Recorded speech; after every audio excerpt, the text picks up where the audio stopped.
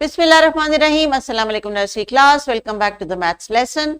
आज dear teachers position words में behind, between, in front of का डे नंबर 2 है। That means today students are going to give us some input regarding the understanding कि उनको क्या समझ आई है, और अपने अल्फाज में शॉर्ट सेंटेंसेस की मदद से बच्चे ये एक्सप्लेन करेंगे कि how will they tell somebody what is behind, what is between and what is in front of.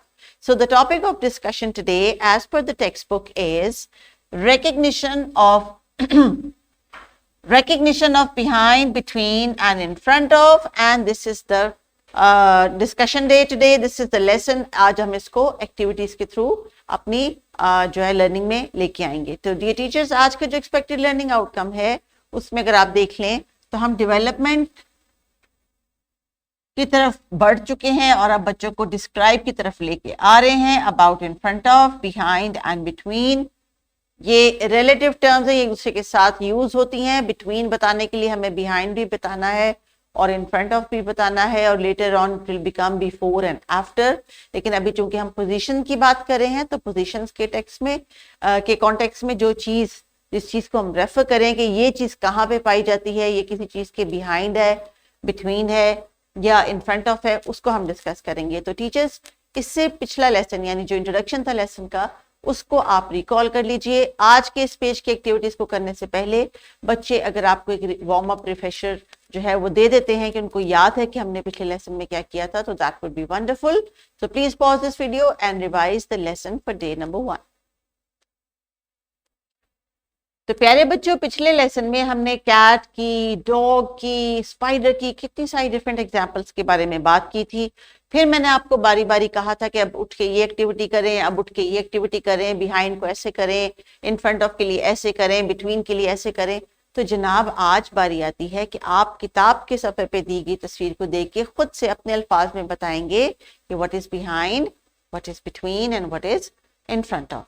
So dear teachers, अभी यहाँ पे जो एग्जाम्पल्स दी गई हैं, behind, between, in front of, please flash cards का जो मटेरियल है वो आपके लिए बहुत इंपॉर्टेंट है. आपने उनको पिक्टोरियल भी दिखाना है और फिर एक्चुअल चीजें भी पकड़ा के उनको कहना है कि इनको आप अपने अल्फाज में बयान करें कि इन पोजीशन वर्ड में ये कौन सी है. सो अभी आप टीचर्स करेंगे इस वीडियो को पॉज. पिक्चर ए, बी, सी, आपको हर बच्चा इसका रिस्पॉन्स देगा. जरूरी नहीं है कि तीनों तस्वीर के लिए आप एक बच्चे से रिस्पांस लें. आप तस्वीरों को बांट दीजिए. एक बच्चा पिक्चर ए का दे, एक बच्चा पिक्चर सी के बारे में बताए, एक बच्चा जो है पिक्चर बी के बारे में बताए, और इसी तरह पूरी क्लास जो है आपको शॉर्ट सेंटेंसेस में इन पोजीशन वर्ड्स को एक्सप्लेन करके बताएगी, क्योंकि इन्होंने डिस्क्राइब करना सीखना है और वो तभी हो सकता है जब हम इनको मौका दें. So please pause the video. So dear teachers, writing की जो टास्क किताब पे दी गई है वो सिर्फ इतनी सी है कि महज हमने इनको इंगेज करना है उन साउंड्स के साथ, क्योंकि हमारा एक ईसीसी में एक्सपेक्टेड लर्निंग आउटकम ये भी है कि बच्चों को पता हो कि जो चीज़ लिखी हुई है, हर जो लिखी हुई चीज़ है उसका कुछ ना कुछ मायने है, और जो चीज़ लिखी हुई है, जो लफ्ज़ लिखा हुआ है, वो कुछ आवाज़ों से मिलके बनता है, और वो आवाज़ें वो ऑलरेडी प्ले ग्रुप में भी सीख चुके हैं और नर्सरी में भी सीख रहे हैं. सो डियर टीचर्स, कोशिश कीजिए कि बच्चों का जो ट्रेसिंग का टास्क है वो अगर किताब पे एक एक दफा उन्होंने करना है तो आप इनको मल्टीपल टाइम्स दे सकती हैं कि वो बोर्ड पे आके लिखें, लेकिन स्पेलिंग्स आपने मेमोराइज नहीं कराने. मैं ऑलमोस्ट हर लेसन में ये बात रिपीट करती हूँ कि उनको आपने स्पेल आउट करवा के याद नहीं करवाना. तो चलिए अभी एक एक्टिविटी करेंगे बच्चे, क्योंकि अब उन्होंने आपको behind, between, in front of की एग्जाम्पल स्क्रीन पे जो दिखाई थी मैंने, या अगर आपने फ्लैश कार्ड इनको दिखाए थे तो उन्होंने वो पिक्चर देख के आपको बयान किए हैं. अभी बच्चे आपको अपने अल्फाज में बयान करेंगे किसी टॉय की मदद से, या कुछ टॉय कॉर्नर में चले जाएं, या आर्ट कॉर्नर में चले जाएं, या मैथ कॉर्नर में, साइंस कॉर्नर में, कोई सी भी 3 आइटम्स लेके उनको अरेंज करें और फिर उनको अपने वर्ड्स में एक्सप्लेन करें आपको. So this is teacher there science corner activity जो कि मैंने रिकमेंड की है.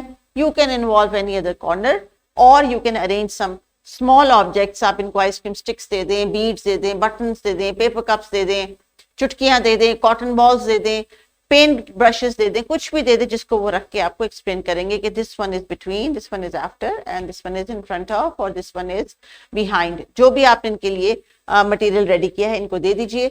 ये एक्टिविटी आपने खूब अच्छे तरीके से करवानी है ताकि बच्चों को एक्सप्लेन करना है. सो प्लीज पॉज द वीडियो.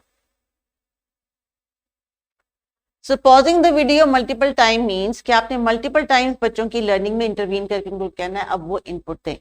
रोज जरूरी नहीं है कि पहले पॉज के ऊपर सब बच्चों को आप एंगेज कर सकी हो सकता है आप 10 बच्चों को एंगेज कर सकी और उसके बाद फिर आपको लगे कि बाकी के बच्चे भी इतना अच्छा रिस्पॉन्ड नहीं करे। Then in the second pause as a teacher आपको पता होना चाहिए कि ये 10 बच्चे आपको जवाब दे चुके हैं, लेकिन ये बाकी के जो 10, 12, 15 बच्चे हैं इनसे मैंने जवाब लेना है। तो इन द सेकेंड पॉज आप अगले सेट ऑफ बच्चों को एड्रेस कर सकती हैं। एंड ग्रेजुअली जब किताब का सफा आएगा, जब ये एक्टिविटी परफॉर्म करने के बाद वो बुक के पेज को टास्क को करेंगे, तो फिर आप बाकी के 10 बच्चों को देख सकती हैं कि उनको समझ आ गई है या नहीं, या उन्होंने कोई वर्ड्स पिक किए हैं या नहीं। सो teachers, recall the previous lesson, ask the children to start to talk about the position words with respect to the surroundings, use a pencil to trace the word name. Words are, बच्चों मेरे साथ साथ पढ़े, behind, between, in front of, शाबाश। तो चलिए इस picture को अगर मैंने एक्सप्लेन करना हो तो सबसे पहला काम मैं क्या करूंगी आप लोग मुझे बताएंगे, जो मैं हमेशा पिक्चर एक्सप्लेन करने से पहले करती हूँ।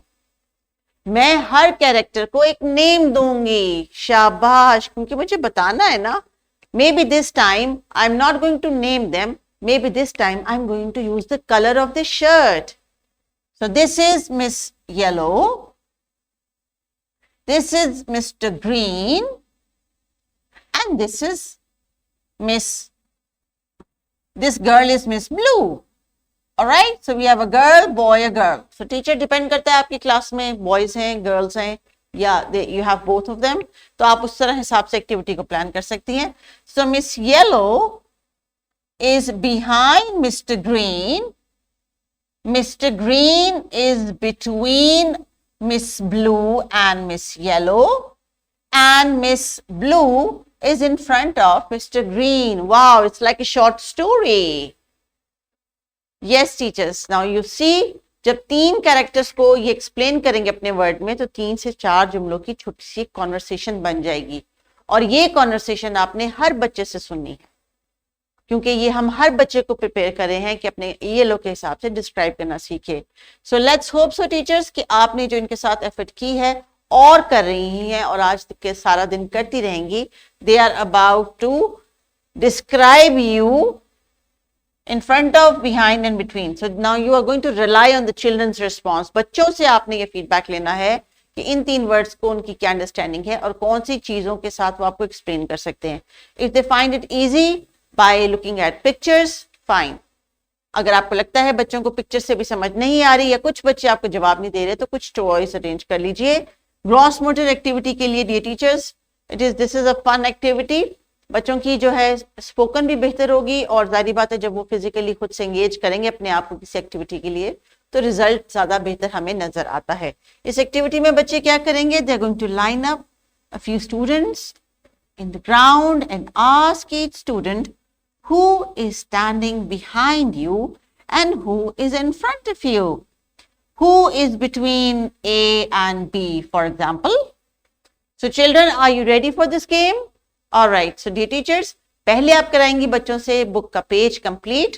बुक के पेज को कंप्लीशन सिर्फ राइटिंग की नहीं है, आपने इनसे रिवॉल्व करके इनसे रिस्पॉन्सेज भी लेने हैं, और फिर जब प्लेग्राउंड में चाहे आप आज के लिए प्लान करें या नेक्स्ट डे की एक्टिविटी के लिए प्लान करें या बिफोर होम टाइम के लिए प्लान करें, तो आपने बच्चों से ये वाली एक्टिविटी करानी है, that you gonna ask them to stand in a line, और फिर आप उनसे पूछें कि Sara, who is in front of you, who is behind you, Ali, who is behind you, Ibrahim, who is in front of you।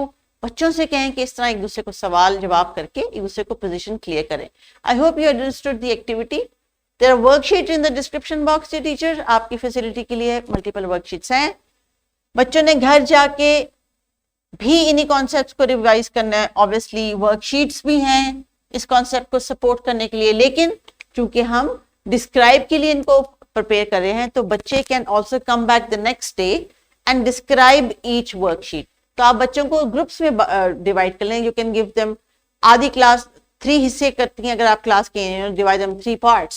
So the first section can have this worksheet, the second one can have this, and the third one can have this, and then you can ask them to share their answers with each other.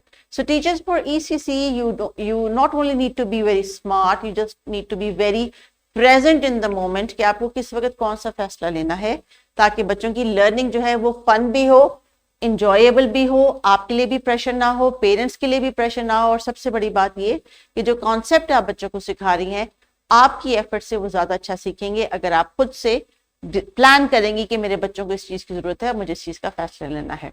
अपना ख्याल रखिएगा, इन lessons के दी गई instructions को please जरूर follow करें और कोशिश करें तमाम बच्चे डिस्क्राइब करना सीख जाएं। टेक केयर एंड अल्लाह हाफिज।